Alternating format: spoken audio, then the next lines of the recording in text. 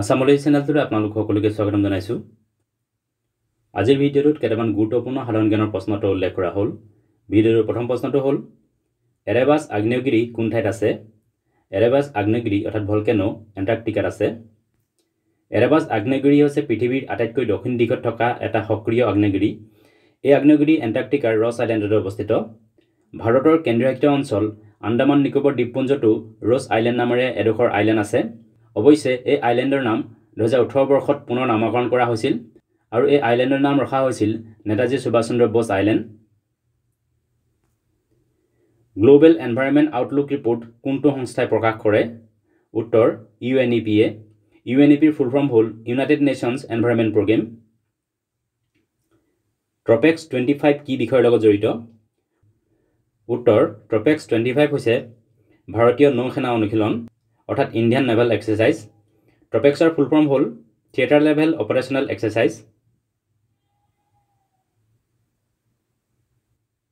প্ৰথম বিমষ্টেক যুৱ শিখৰ সন্মিলন অৰ্থাৎ ফাৰ্ষ্ট বিমষ্টেক ইউথ সামিট 2025 বৰ্ষত কোন ঠাইত অনুষ্ঠিত কৰা হৈছিল? উত্তৰ গুজৰাটৰ গান্ধীনগৰত। এই ইউথ সামিট অনুষ্ঠিত কৰা হৈছিল যোৱা ফেব্ৰুৱাৰী মাহৰ 7 তাৰিখৰ পৰা 11 তাৰিখলৈকে। বিমষ্টেকৰ ফুল ফৰ্ম হ'ল Bay of Bengal Initiative for Multisectoral Technical and Economic Cooperation. BIMSTEC গঠন কৰা হৈছিল 1997 চনত।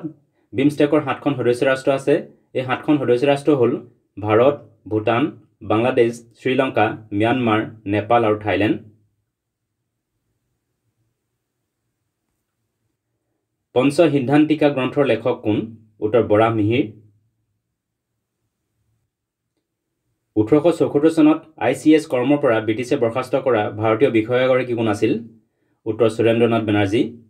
সুৰেন্দ্ৰনাথ বেনাৰ্জী হৈছে ইণ্ডিয়ান চিভিল ছাৰ্ভিচ এক্সাম পাছ কৰা দ্বিতীয়গৰাকী ব্যক্তি। ICS এক্সাম পাছ কৰা প্ৰথমগৰাকী ব্যক্তি আছিল সত্যেন্দ্ৰনাথ টেগোৰ। ICSক পূৰ্বতে ইম্পেৰিয়েল চিভিল ছাৰ্ভিচ নামেৰে জনা গৈছিল। পেছোৱা শব্দটো কোন সাম্ৰাজ্যৰ লগত জড়িত? উত্তৰ মাৰাঠা সাম্ৰাজ্য। মাৰাঠা সাম্ৰাজ্যত প্ৰধানমন্ত্ৰীজনক পেছোৱা বোলা হৈছিল। An ordinary person's guide to empire এই গ্ৰন্থৰ লেখক কোন? উত্তৰ অৰুন্ধতী ৰয়। ৰুক্মিণী দেৱী অৰুণ্ডেল কোনবিধ নৃত্যৰ লগত জড়িত? উত্তৰ ভাৰতনাট্যম।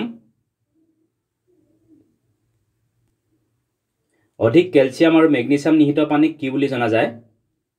উত্তৰ হাৰ্ড ৱাটাৰ অৰ্থাৎ কঠিন পানী বুলি জনা যায়। বনতাৰা বন্যপ্ৰাণী উদ্ধাৰ আৰু সংৰক্ষণ কেন্দ্ৰ ভাৰতৰ কোন ঠাইত স্থাপন কৰা হৈছে?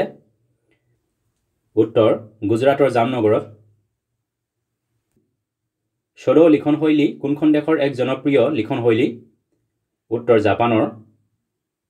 এইকেইটা আছিল কেইটামান গুৰুত্বপূৰ্ণ জিকে। ভিডিঅ'টো চোৱাৰ বাবে ধন্যবাদ। যদি ভিডিঅ'টো ভাল লাগিলে লাইক কৰিবলৈ লগতে চেনেলটো ছাবস্ক্ৰাইব কৰি ল'বলৈ অনুৰোধ জনালোঁ। ধন্যবাদ।